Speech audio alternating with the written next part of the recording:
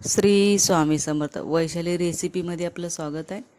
चला आता आज आपण बनवणार आहोत ओल्या नारळाची बर्फी. त्यासाठी मी इथे घेतला एक अख्खा नारळ घेतला आहे ओला, आणि ड्रायफ्रूट्समध्ये मी मखाणे, बदाम आणि काजू घेतलेत. तर नारळ फोडून आपण हे सगळं वाटून घेऊया मिक्सरला लावून. यासाठी मी 1 लिटर दूध घेतले. ते दूध अर्ध होईपर्यंत आटवून घेणार आहे, कारण ह्याच्यामध्ये जर आपण नारळ वगैरे सगळं वाटून अगोदरच घातला तर शिजत येताना खूप शितड्या उडतात हातावरती. त्याच्यामुळे ऑलरेडी मी अर्ध दूध करून घेते, नंतर मी साहित्य ॲड करते त्याच्यामध्ये.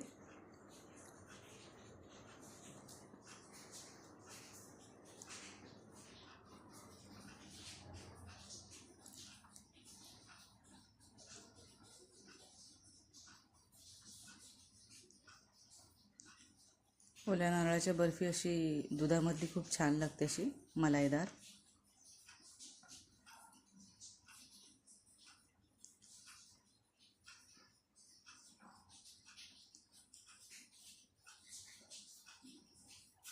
चला आपलं वाटण पण वाटून झालेलं, आपण भाजून घेऊया जराशी त्याला. 1 चमचाभर मी तूप घालते ते भाजण्यासाठी.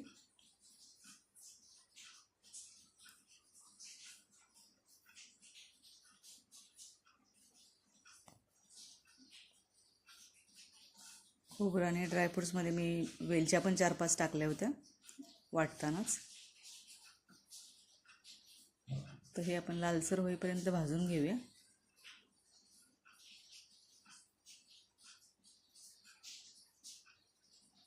असा हा गोळा राहणार नाही, ओला असल्यामुळे सुटसुट होईल भाजल्यानंतर. आपण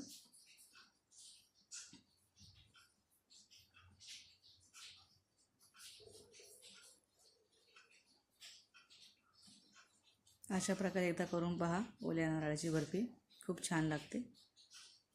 तर आपलं दूध अर्ध झालेलं आहे.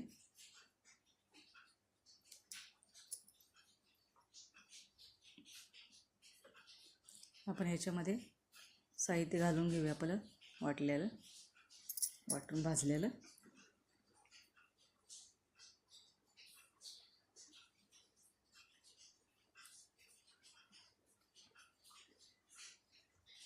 हे सगळे मिक्स करून आपण साखरेचा पाक याने कॅरेमल बनवणार आहोत.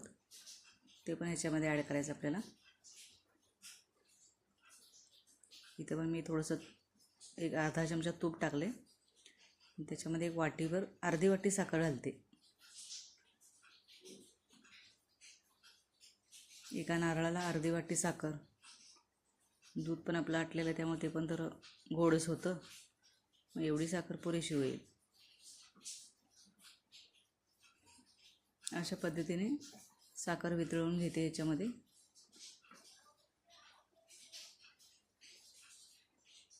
साखरेऐवजी गूळ पण वापरू शकता, त्याने पण छान होतं.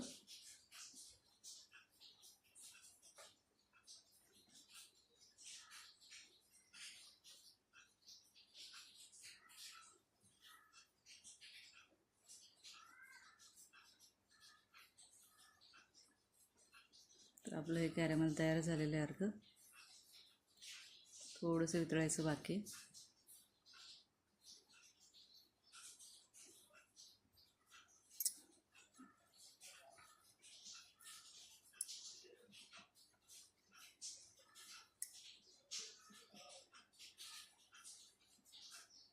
चला तर हे तयार आहे. आपण घालून घेऊया त्याच्यामध्ये, आता लगेच ते घट्ट व्हायला लागतं, भांड्याला चिपकायला लागतं. हे पण माझं ह्याच्यातलं पण दूध आटलं आहे. थोडं थोडं करून घालूया आपण.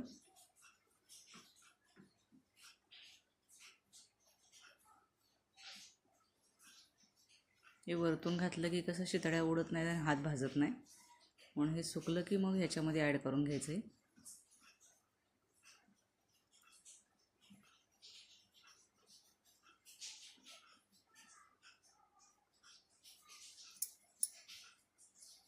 सगळं आपलं कॅरेमल घालून झालं.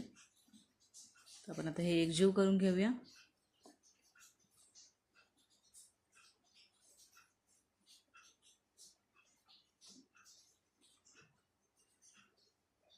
याच्यामध्ये थोडंसं कढई सुटेपर्यंत ठेवून देऊ आपण हलवत हलवत.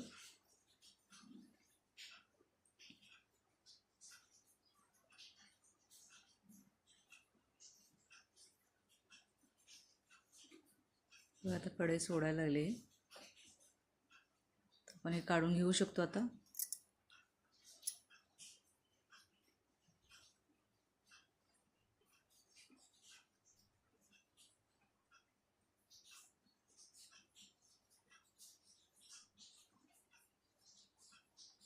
एका भांड्याला तूप लावून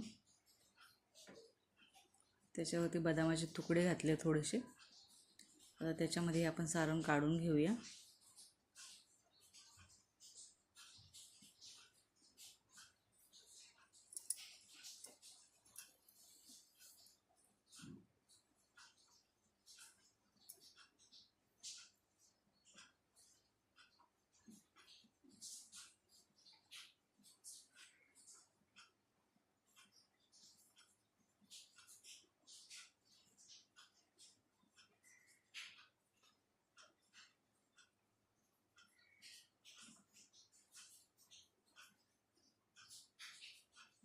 चमच्याच्या साहाय्याने असं दाबून घेऊया म्हणजे ते व्यवस्थित सेट होईल.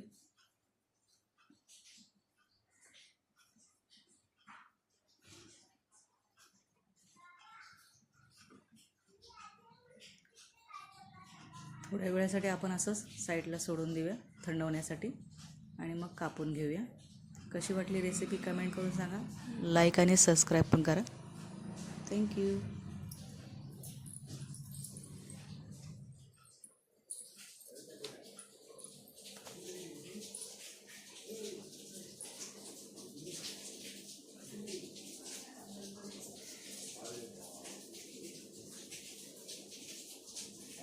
अशा प्रकारे वड्या काढून घेऊया.